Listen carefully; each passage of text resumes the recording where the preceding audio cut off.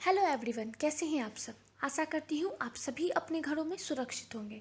मैं अनुराधा प्रियदर्शनी आज अपने चैनल करेंट अफेयर्स मास्टर पे एक और वीडियो लेके आई हूँ। ये वीडियो है geographical indication tags in India, that is GI tags in India. इस वीडियो में मैं आपको साथ डिटेल में डिस्कस करूँगी जीआई टैग होता क्या है, इसके इम्पोर्टेंस क्या है। अगर किसी पर्टिकुलर प्रोडक्ट या फिर पर्टिकुलर हैंडीक्राफ्ट पे जीआई टैग लगता है तो उस प्रोडक्ट पे इसका क्या इम्पैक्ट पड़ता है।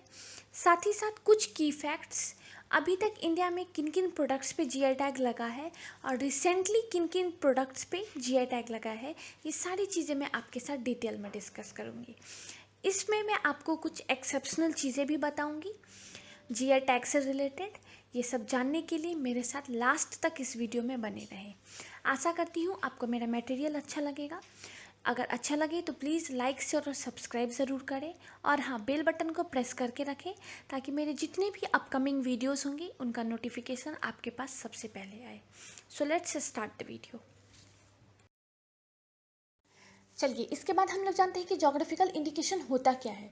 A geographical indication is a sign used on product that have a specific geographical origin and possess quality और a reputation that are due to that origin.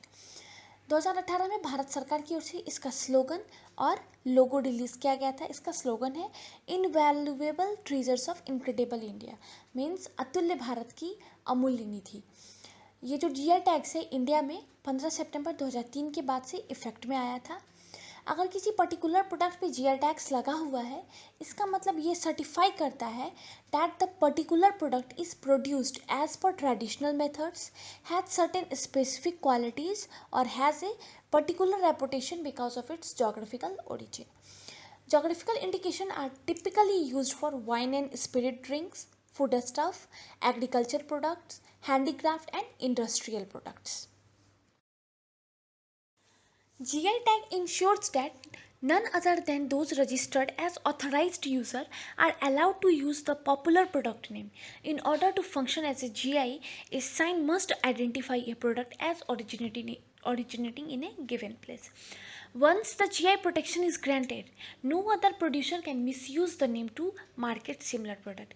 अगर किसी पर्टिकुलर प्रोडक्ट पे जीआई टैग लगा हुआ है, इसका मतलब ये है कि आप उस प्रोडक्ट को किसी मतलब उसी टाइप का अगर सेम प्रोडक्ट है तो आप उसको जीआई टैग लगे हुए प्रोडक्ट के नाम से नहीं बेच सकते हैं। It also provides comfort to customers about the authenticity of that product. Once a product gets this tag, no person or company can sell a similar item under that name. बहुत सारे लोगों का ये कन्फ्यूज़न होता है या फिर बहुत फ्रिक्वेंट होता है किसी भी एग्ज़ाम में कि क्या जीआई टैग एक प्रोडक्ट पे लग गया तो क्या वो लाइफ टाइम के लिए हो जाएगा। नहीं, ऐसा नहीं होता। ये जीआई टैग जो होता है वो 10 साल के लिए ही वैलिड होता है। इसके बाद इस टैग को पर्टिकुलर प्रोडक्ट के लिए रिन्यू कराना पड़ता है। ये भी एक फ्रिक्वेंट क्वेश्चन है। और साथ ही साथ मैंने आपको पहले भी बताया था कि इंडिया में पहला प्रोडक्ट जिस पे जीआई टैग लगा था वो है दार्जिलिंग टी। ये भी बहुत फ्रिक्वेंट है, आप इन दोनों क्वेश्चंस को माइंड में रखिएगा। चलिए, इसके बाद हम लोग जानते हैं कि इम्पोर्टेंस क्या है जीआई टैग का। अगर किसी पर्टिकुलर प्रोडक्ट पे या पर्टिकुलर हैंडीक्राफ्ट पे जीआई टैग लगा है तो इसका उस प्रोडक्ट पे क्या इफेक्ट पड़ेगा। या देखिए, जीआई टैग जो होता है ना, किसी पर्टिकुलर एरिया के किसी पर्टिकुलर प्रोडक्ट पे लगता है। जैसे मिथिला पेंटिंग, वो मिथिला की एक अमूल्य निधि है, उस पर लगा हुआ है ये टैग। तो इससे उस इस एरिया पे या उस पर्टिकुलर, जैसे मिथिला पेंटिंग है, इस पर क्या इसका इफेक्ट पड़ा, ये मैं आपके साथ अब डिटेल में डिस्कस करूँगी। It helps the producer to differentiate their product from competing product in the market. It enables the producers to build a reputation and goodwill around their product, which often fetch premium prices. हाँ, ये भी बात बहुत सही है कि अगर किसी पर्टिकुलर प्रोडक्ट पे जीआई टैग लगा हुआ है तो इसको ग्लोबली लोग जानने लग जाते हैं। जैसे अगर बनारसी साड़ी है तो जैसे बनारसी साड़ी पे जीआई टैग लगा हुआ है तो इस चीज़ को लोग इंटरनेशनली भी जानते हैं, या फिर इंटरनेशनल मार्केट में भी ये प्रोडक्ट बहुत ज़्यादा डिमांड में आने लग जाता है। क्योंकि अगर इस पर टैग नहीं लगा रहता है, या कि कोई भी आप छोटी सी चीज़ देखिए अगर जिस पे जीआई टैग नहीं लगा हुआ है वो इतना ज़्यादा पॉपुलर नहीं है। लेकिन अगर किसी पर्टिकुलर प्रोडक्ट पे अगर न्यूज़ में आता है कि अच्छा इस पर अभी जीआई टैग लगा है, तो वो पर्टिकुलर प्रोडक्ट बहुत न्यूज़ में आ जाता है, इंटरनेशनली भी लोग उसको देखने लग जाते हैं। तो इससे क्या होता है, उस पर्टिकुलर प्रोडक्ट का जो मार्केटिंग है वो इंक्रीज़ होता है, उसका एक्सपोर्ट इंपोर्ट इंक्रीज़ होने लगता है, और साथ ही उस पर्टिकुलर प्रोडक्ट के लिए जो भी प्रोड्यूसर या फिर फार्मर है उनको इसके लिए पैसे भी अच्छे मिलने लग जाते हैं। The product help in export earning, promotion of tourism, cultural heritage and national identity. For example, Kanchipuram silk saree and Pochampally ikkat contribute to exports and popularity. Kanchipuram sari या फिर पोचम इक्कत जो है अभी बहुत, ये इक्कत प्रिंट बहुत न्यूज़ में रहता है।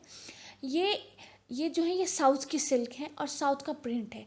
इससे क्या हुआ, कांचीपुरम साड़ी को लोग इंटरनेशनली भी जाने लग गए, इसका इंटरनेशनल मार्केट भी बूम होने लगा, और साथ ही साथ इंडिया के जो जितने भी अदर स्टेट्स हैं वहाँ पे ये कांचीपुरम साड़ी बहुत ज़्यादा डिमांड में आने लगा, क्योंकि लोग जानने लगे कि अच्छा एक ये सिल्क भी है, कांचीपुरम सिल्क भी है, या फिर एक इक्कत प्रिंट भी है।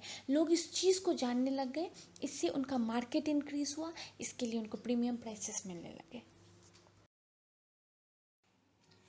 GI tag have great potential to play a major role in trade between countries. Legal protection to GI protect livelihood and encourage employment. देखिए, अगर जैसे मिथिला पेंटिंग की मैंने आपसे बात की, मिथिला पेंटिंग जब जब इस पर जीआई टैग लगा था, इसके बाद क्या हुआ, ग्राउंड लेवल पे इसकी डिमांड, ग्राउंड लेवल से लेकर के इंटरनेशनल मार्केट तक इसकी डिमांड बढ़ गई।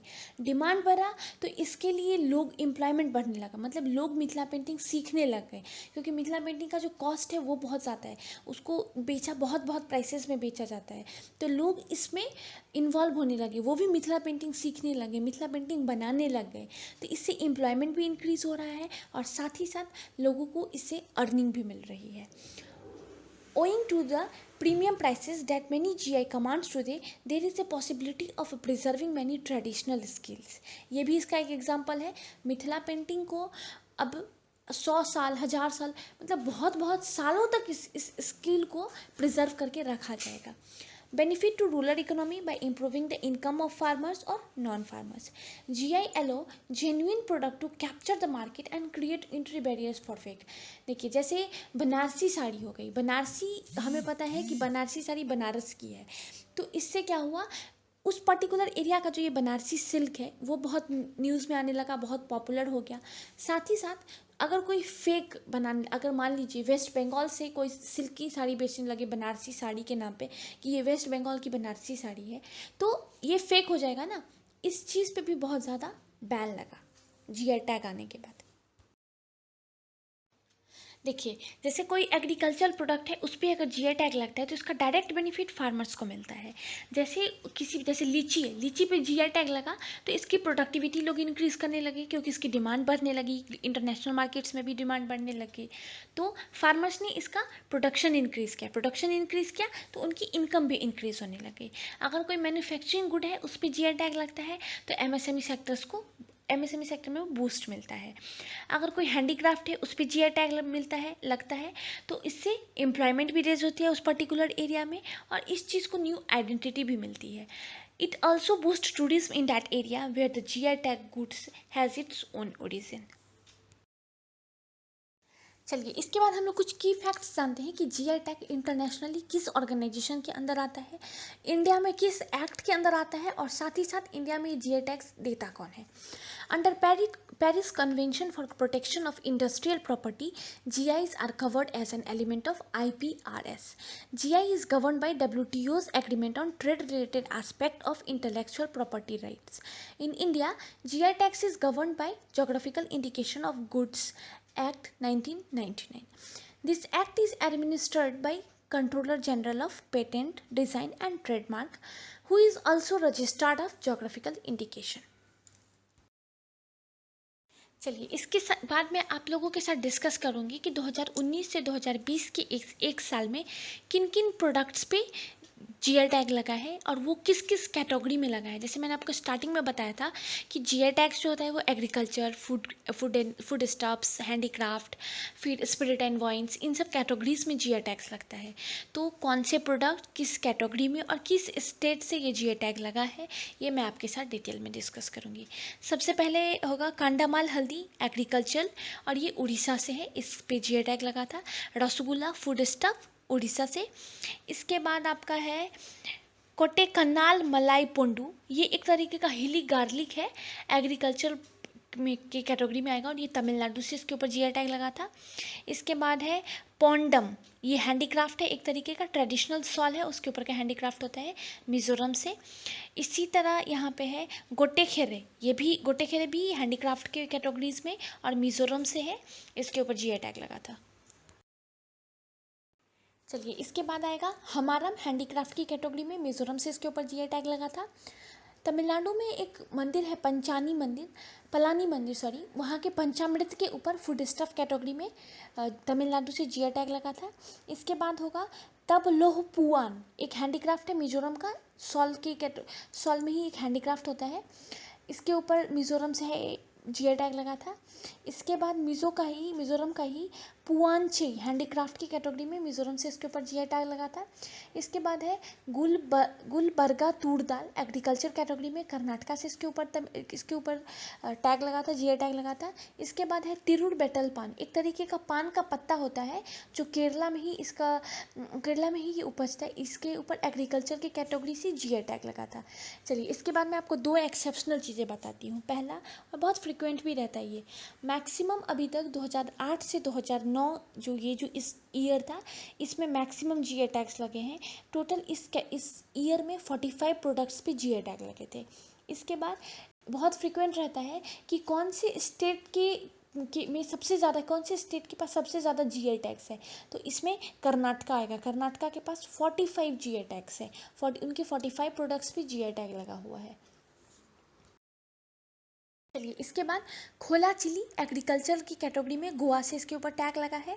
इसके बाद है इदू मिसमी टेक्सटाइल, हैंडीक्राफ्ट की कैटेगरी में, अरुणाचल प्रदेश से इसके ऊपर टैग लगा है।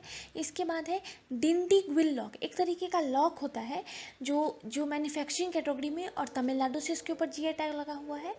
इसके बाद है कांडांगी साड़ी, हैंडीक्राफ्ट कैटेगरी में, तमिलनाडु से इसके ऊपर जीआई टैग लगा है। इसके बाद है श्री विल्लीपुतुर पालकोवा, एक तरीके का फूड स्टफ है, मतलब एक तरीके का मिठाई होता है जिसके ऊपर तमिलनाडु से इसके ऊपर टैग लगा है। इसके बाद है काजी नींबू, एग्रीकल्चर कैटेगरी में, असम से इसके ऊपर टैग लगा है। ये सारा मैंने आपको 2020 के मार्च तक का ये इसके ऊपर टैग लगा था। इसके बाद अभी क्यों न्यूज़ में है ये जीआई टैग्स और किन किन प्रोडक्ट्स पे लगा है, ये मैं आपके साथ आगे डिस्कस करूँगी। देखिए किसी पर्टिकुलर प्रोडक्ट पे जब जीआई टैग लगाते हैं ना, उसकी कुछ स्पेशलिटी होती है और वो किसी एक पर्टिकुलर एरिया में ही उसकी उत्पत्ति होती है, इसके बेसिस पे उसके ऊपर जीआई टैग लगा रहता है। ठीक है, चलिए इसके बाद मैं आपको बताती हूँ कि अभी जीआई टैग रिसेंटली न्यूज़ में क्यों है। अभी रिसेंटली 4 प्रोडक्ट्स पे जीआई टैग लगा है। सबसे पहले हम लोग कश्मीरी केसर की बात कर लेते हैं। कश्मीरी केसर जो है अभी रिसेंटली इस पर जीआई टैग में लगा है और ये वर्ल्ड में पहला ऐसा केसर की उपज है जो इतने हाइट पे होती है। कश्मीर में जो खेती होती है केसर की, वो सी लेवल से 1600 से 1800 मीटर की ऊंचाई पे होता है और ये सबसे ज़्यादा हाइट पे उपज होने वाला केसर होता है। इसकी कुछ डिफरेंट क्वालिटीज़ है, इसकी वजह से अभी इसको कश्मीर से एग्रीकल्चर की कैटेगरी में जीआई टैग इसके ऊपर लगा है। इसके बाद है चाक हाको, ये एक तरीके का ब्लैक राइस होता है, इसमें एक डिफरेंट तरीके का स्मेल होता है। इसको मणिपुर से एग्रीकल्चर की कैटेगरी में अभी इसके ऊपर जीआई टैग लगा है। ये जो होता है मोस्टली वहाँ पे किसी भी दावत में चाक हाको की खीर वहाँ पे दी जाती है, कम्युनिटी लेवल पे अगर कोई दावत वावत होती है तो, और इसको बनाने में 40 से 45 मिनट लगता है और साथ ही इसकी जो वहाँ पे खेती होती है वो सर्दियों के टाइम पे की जाती है। इसके बाद अभी गोरखपुर के टेराकोटा, ये एक तरीके का ना पुराने टाइम का कला है, एक तरीके का ये डिफरेंट तरीके की इसमें मूर्तियाँ बनती हैं। ये इसमें विभिन्न तरीके के घोड़े, हाथी, ऊँट, बकरी, बैल आदि की मिट्टी की आकृति बनाई जाती है और इसको मतलब नग्न हाथों से बनाया जाता है और इसमें कलर भी जो होता है वो प्राकृतिक कलर यूज़ किया जाता है। इसकी चमक लंबे समय तक रहती है। 1000 से अधिक प्रकार के टेराकोटा के प्रकार यहाँ बनाए जाते हैं और इसको गोरखपुर से, और अभी इसको हैंडीक्राफ्ट की कैटेगरी में इस पे जीआई टैग लगा है। इसके बाद है कोविलपट्टी कढ़लाई मिठाई, इसको तमिलनाडु से इसके ऊपर फूड स्टफ़ की कैटेगरी में इसके ऊपर जीआई टैग लगा है। ये एक तरीके का मिठाई होता है जो तमिलनाडु के कोविलपट्टी एरिया है, वहाँ पे इसको बनाया जाता है। इसके बाद मैंने 2019 से 2020 में जितने भी जीआई टैग्स लगे थे वो मैंने आपको डिटेल में बता दिया। अभी तक इंडिया में 361 प्लस प्रोडक्ट्स पे जीआई टैग लगे हैं। इसका एक पीडीएफ मैं आपको डिस्क्रिप्शन में प्रोवाइड कर दूंगी, प्लीज़ आप एक बार उसको ज़रूर देख लीजिएगा। साथ ही कुछ एक्सेप्शनल या फिर कह सकते हैं फ्रिक्वेंट क्वेश्चंस जो रहते हैं जीआई टैग से, वो मैंने आपको बता दिए। देखिए अभी रिसेंटली ये बहुत न्यूज़ में है क्योंकि हर साल डिफरेंट प्रोडक्ट्स पे जीआई टैग लगता है, और अभी ये लास्ट 2-3 डेज से कॉन्टिन्यूस 2-3 प्रोडक्ट्स पे लग रहा है। तो आप अपकमिंग जितने भी एग्ज़ाम्स रहेंगे आप उसमें एक्सपेक्ट कर सकते हैं कि इससे क्वेश्चन रहेगा, 1 से 2 मार्क्स रहेगा और आपका पक्का हो जाएगा अगर आप इसको अच्छे से कर लेंगे तो। ओके, इसके साथ ही अगर आपको मेरा मटेरियल अच्छा लगे तो प्लीज़ लाइक शेयर और सब्सक्राइब ज़रूर कीजिए, शेयर भी कीजिए अगर होता है तो, और बेल बटन प्रेस करके रखिए ताकि जितने भी मेरे अपकमिंग वीडियोस होंगे उनका नोटिफिकेशन आपके पास आए। मैं ऐसे ही डिफरेंट टॉपिक्स पे वीडियोस बनाती रहूँगी, और अगर आपको किसी भी टॉपिक पे या फिर किसी टॉपिक पे ज़्यादा प्रॉब्लम हो रहा है तो आप मुझे कमेंट में वो टॉपिक बता सकते हैं। मेरी पूरी कोशिश रहेगी कि मैं जल्द से जल्द वो टॉपिक कवर करूँ। Okay, thank you.